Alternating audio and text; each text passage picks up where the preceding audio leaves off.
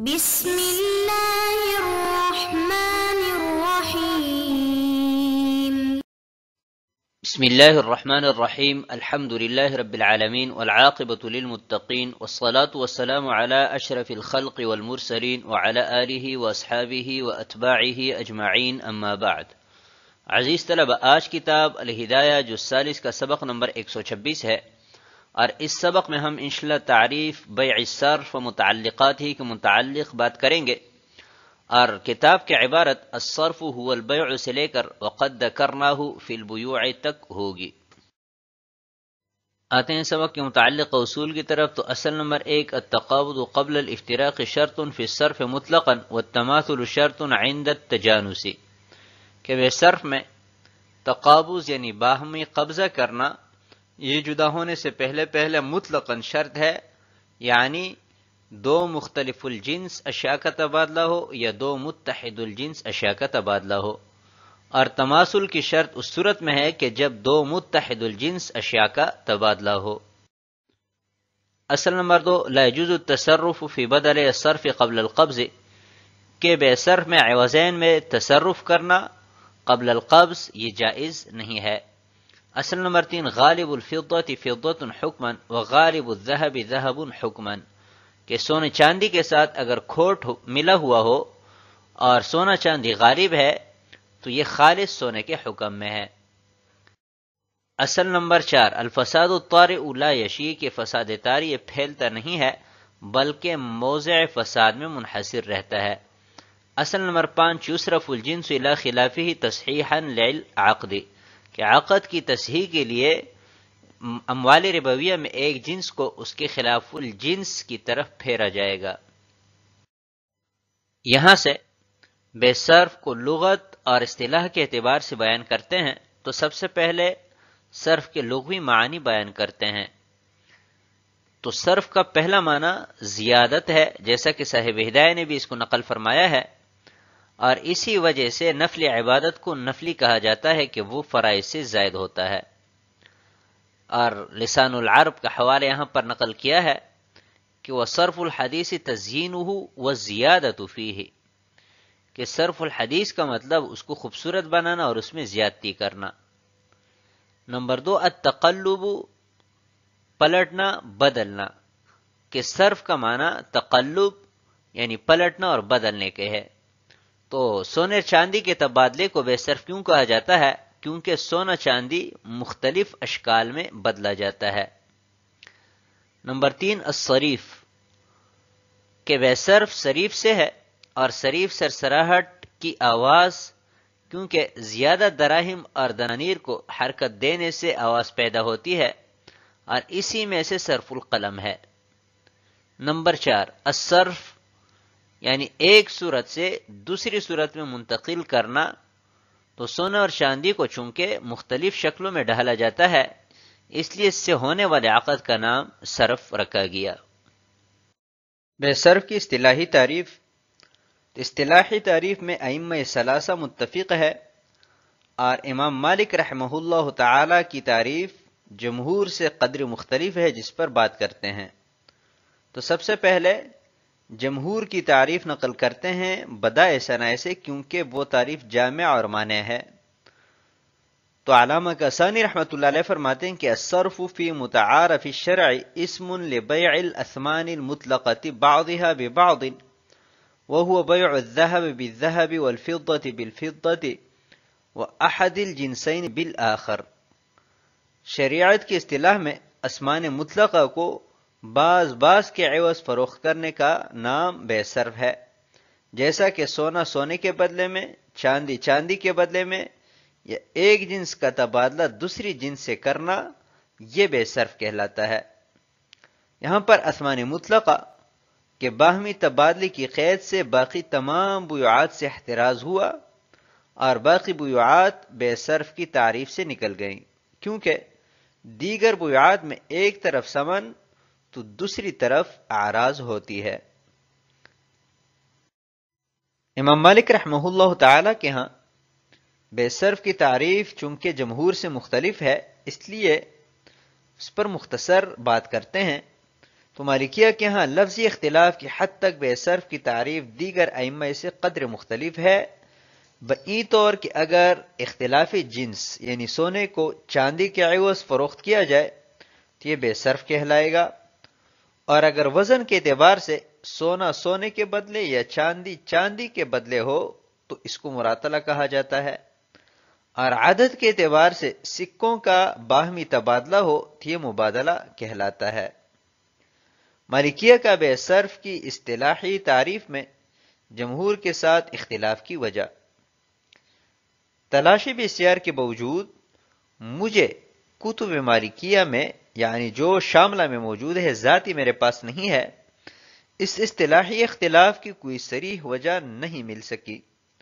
البتہ کتب مالکیہ اور لغات فقہیہ میں ان اصطلاحات یعنی مبادلہ صرف اور مراتلہ میں غور کرنے سے درج ذیل وجہ معلوم ہو رہی ہے کہ امام مالک رحمہ اللہ تعالی نے لغوی معنی کو مد نظر رکھتے ہوئے بے صرف کے باب میں اصطلاح کے اعتبار سے تعریف صرف میں جمہور کی مخالفت کی ہے، جبکہ احکام میں کوئی فرق نہیں ہے۔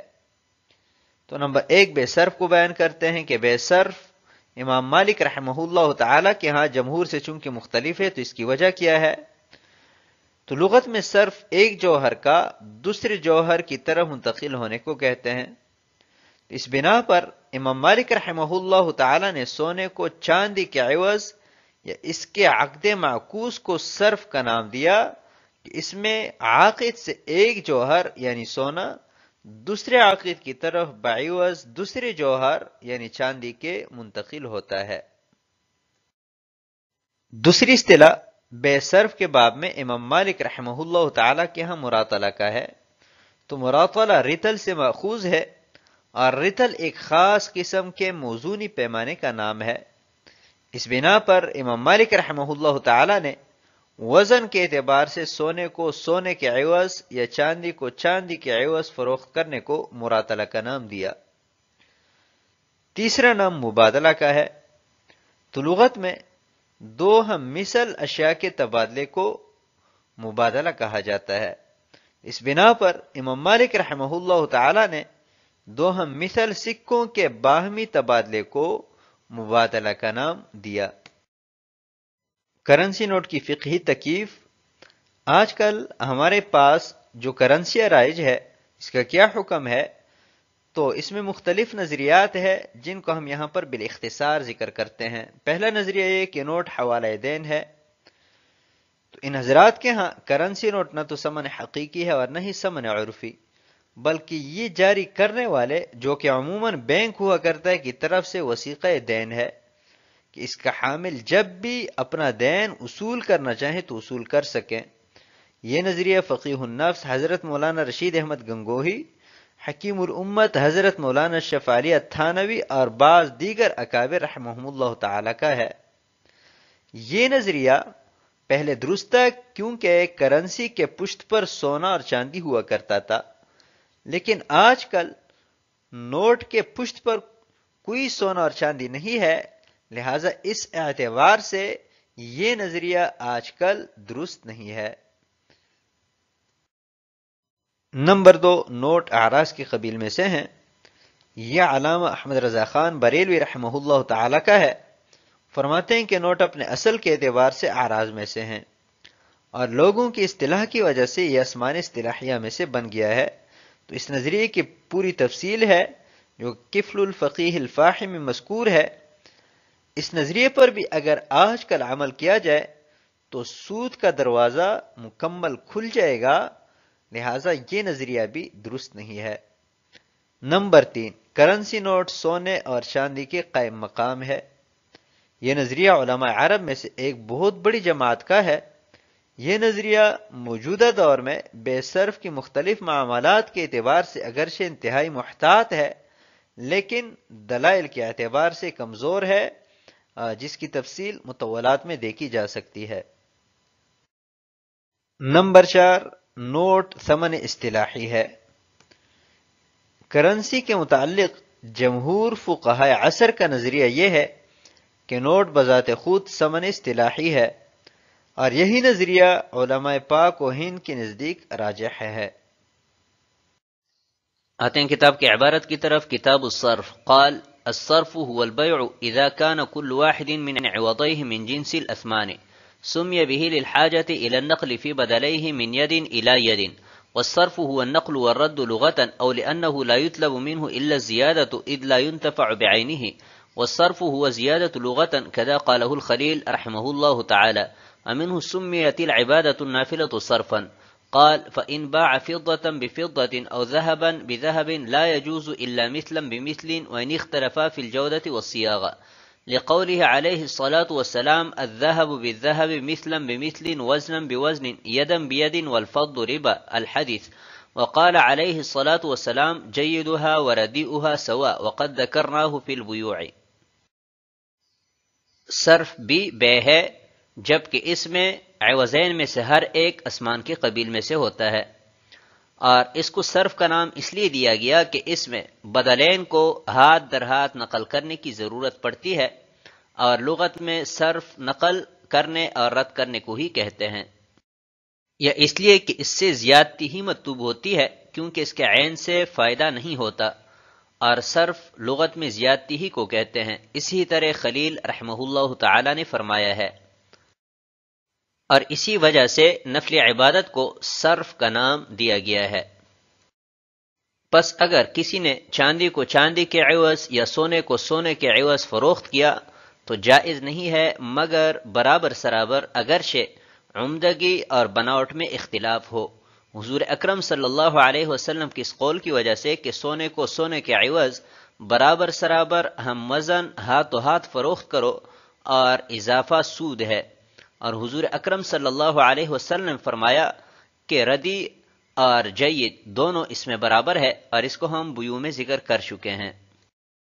قال الصرف هو البيع، اس عبارت میں صاحب ہدایہ بے صرف کی اصطلاحی تعریف بیان فرما رہے ہیں کہ بے صرف بھی دیگر بیوعات میں سے ایک بے ہے، اور اس میں عوضین میں سے ہر ایک اسمان کی قبیل میں سے ہوتا ہے، اور یہاں پر اسمان کا لفظ مطلق ہے جو کہ اسمانی خلقیہ اور اسمان عرفیہ دونوں کو شامل ہے۔ سمیہ بھی، یہاں سے صاحب ہدایہ وجہ تسمیہ بیان فرمانا چاہتے ہیں کہ صرف کو بے صرف کیوں کہتے ہیں، تو دو وجوہات بیان فرمائی ہے، اور اس کے علاوہ وجوہ التسمیہ ہم اصول کے ضمن میں ذکر کر چکے ہیں۔